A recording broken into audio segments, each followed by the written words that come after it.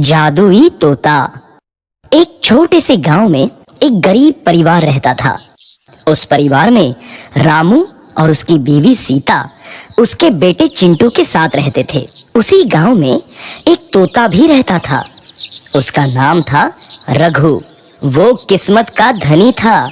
जहां भी जाता वहां किसी भी चीज की कमी नहीं पड़ती थी। एक दिन रघु उड़ते उड़ते उस गरीब परिवार के घर गया। रघु सोचता है, अरे वाह, लगता है यहाँ आज बहुत अच्छा खाना मिलेगा। मैं पेट भर के खाऊंगा। वो एक कटोरी में रखे अमरूद देखता है। अरे वाह, अमरूद, मुझे तो ये बहुत पसंद है। मैं तो इसे पेट भर के खाऊंगा। रघु तोता अमरूद खाने ही लगता है। तभी सीता रघु को अमरूद खाते देखती है तो गुस्सा हो जाती है और उसे वहां से भगा देती है। भाग यहाँ से, न जाने कहाँ से आ जाते हैं। मैं तो परेशान हो गई हूँ इनसे। सीता के भगाने के बाद रघु चुपचाप से एक कोने में रहता है। धीरे धीरे उस परिवार की बरकत होने लगती है।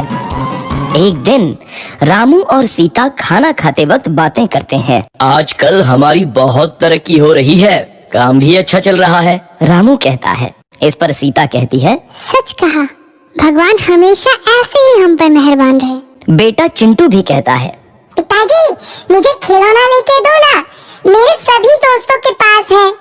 रामू कहता है, ठीक है, जरूर लाऊंगा। सीता कहती है, कितने खुश है सब, मेरे परिवार को किसी की नजर ना लगे। एक तरफ ऐसी बातें होती हैं तो दूसरी तरफ रसोई में रघु तोता भी अमरूद खाते रहता है। मजा आया, अमरूद खाया, मजा आया, अमरूद खाया, मजा आया। तभी सीता रसोई में आती है और रघु तोते को अमरूद खाते देख बहुत गुस्सा होती है। सीता रघु को बाहर निकालने के लिए पिंजरे में अमरूद रखती है। रघु जब अमरूद खाने लगता है तो पिंजरे का दरवाजा बंद हो जाता है और वो उसमें फंस जाता है। मुझे बाहर निकालो, मैं यहाँ फंस गया हूँ, मुझे बचाओ। अगले दिन सीता पिंजरा उठाकर बाहर दूर उस रघु को छोड़ देती है। रघु के जाते ही उनके घर आई बरकत धीरे धीरे कम हो जाती है। उन्हें बहुत घाटा होता है। सीता कहती है, ये क्या हो रहा है? अचानक इतना कैसे बदल गया? अभी तक तो सब कुछ अच्छा चल रहा था।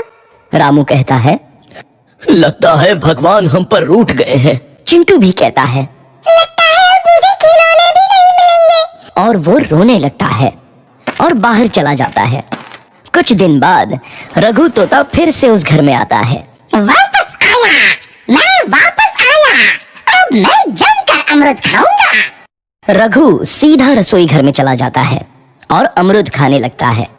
कुछ देर बाद सीता रसोई में आती है और रघु को देख कहती है, एक तो घर में पहले से इतनी दिक्कत चल रही है और ऊपर से ये तोता मुझे और परेशान कर रहा है। सीता रघु को वहां से भगा देती है। रघु उड़कर किसी कोने में छुप जाता है। कुछ दिन बाद धीरे धीरे उस घर की बरकत वापस आने लगती है। काम भी अच्छे से चलने लगता है। एक रात जब रघु तोता अमरूद खाने जाता है तो पिंजरे में फंस जाता है। ये लोग आखिर चाहते क्या हैं? एक तोते को शांति से अमरूद खाने क्यों नहीं देते? मैं कौन सा चोरी कर रहा हूँ? बस अमरूद ही तो खा रहा हूँ। तभी रामू वहां आता है और पिंजरे में रघु तोते को देख उसे बाहर छोड़ देता है। ये तोता भी कितना जिद्दी है, बार बार वापस आ जाता है। जैसे ही रामू रघु को छोड़ देता है, अगले दिन से फिर से उनके घर की बरकत जाने लगती है। काम में घाटा होता है। किसी को समझ नहीं आ रहा था कि ऐसा क्यों हो रहा है। रघु तोता घर आता है तो अचानक बरकत आती है और जब रघु तोता को बाहर निकालते हैं तो बरकत चली जाती है। एक दिन सीता रघु तोते के घर आने और बाहर जाने की स्थिति पर नजर रखती है। ये तोता जब भी घर आता है तो घर में बरकत आती है और जैसे ही ये घर से बाहर जाता है तो उसी के साथ बरकत भी चली जाती है। कहीं ये जादुई तोता तो नहीं है?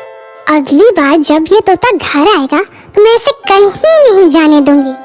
सीता रघु का बहुत इंतजार करती है लेकिन रघु तोता दोबारा उस घर में कभी नहीं आता।